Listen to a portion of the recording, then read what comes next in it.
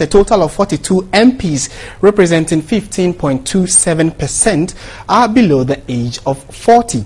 The number is likely to increase in the next parliament since more young and famous professionals have expressed interest in politics. But former Executive Director of Media Foundation for West Africa, Professor Kwame Kakari, he says their intentions for going into politics must be scrutinized. Catherine Frimpong has more.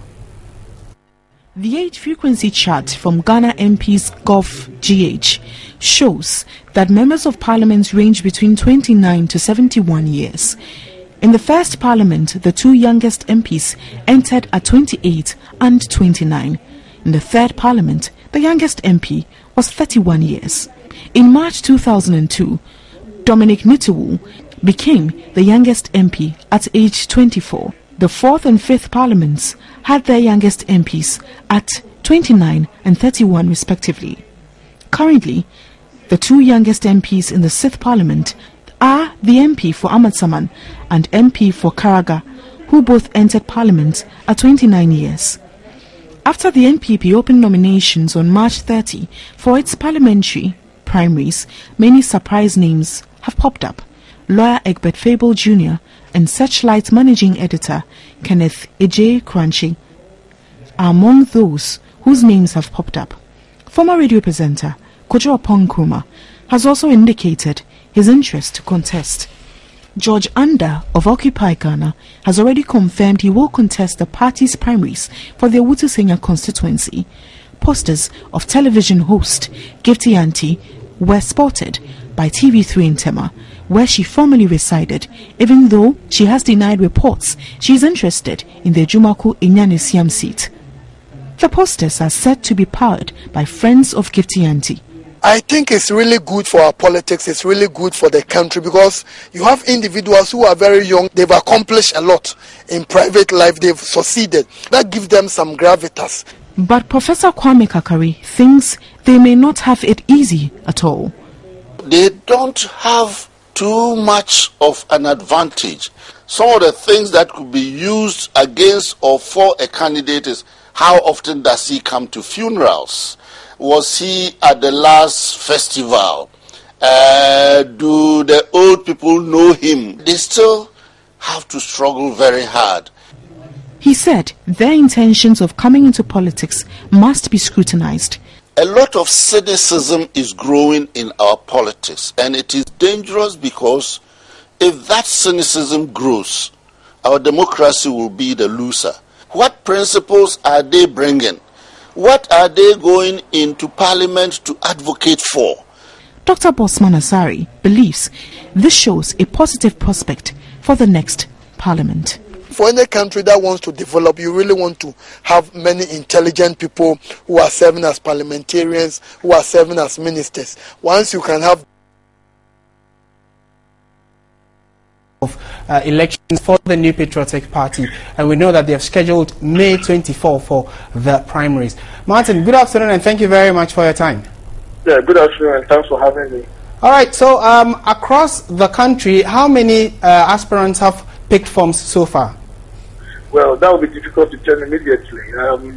You can take a snapshot and tell at a point. But I can say that even as I speak to you, people are taking form, the numbers are changing. To be on the safer side, I can say about 70%, yes. Everybody seems to have picked. But you know, it's a 1 month period for nomination to open and close. And any day is a day for somebody to take a decision or change a decision. Right. And so you still could have people who will continue to pick. But I can tell you it's about 70% rate, and it's very encouraging across the country. Okay, a question arises looking at the number of people who have expressed interest, especially in the media, that they want to run on the ticket of the New Patriotic Party. What would you say is the criteria for anybody who would want to contest a seat for the NPP or on the ticket of the NPP?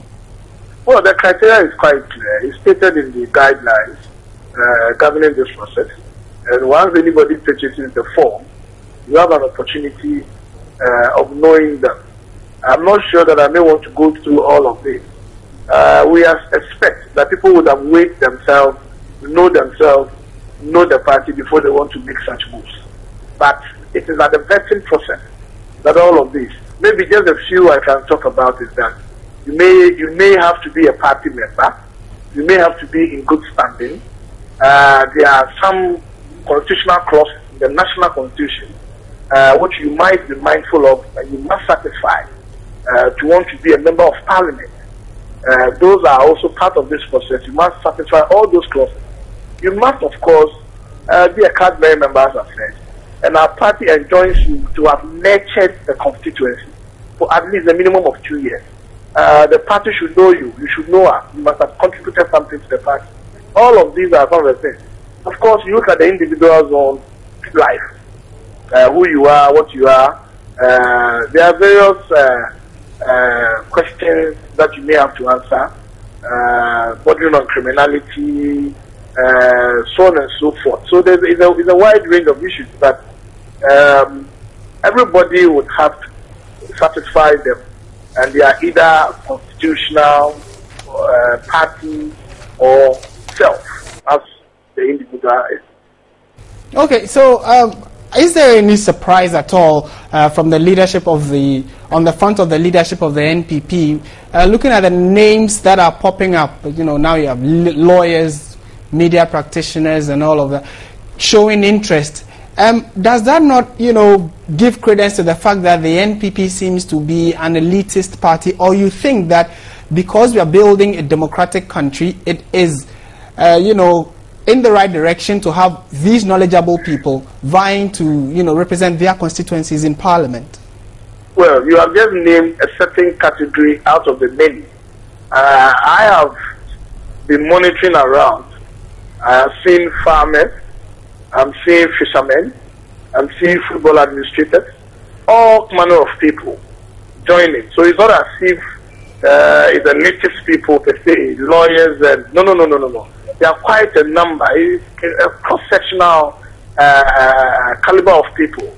And come to think of it, I mean, it should be a blessing to any party if such talent, want to come and serve it and eventually serve the nation. After all, these are also talents that we need in pushing the business of Parliament on. And if you are blessed to have such fine quality of people, you can only be thankful to God. And I'm sure our friends on the other side would envy us. They wish that they would have a boast of such individuals. Okay.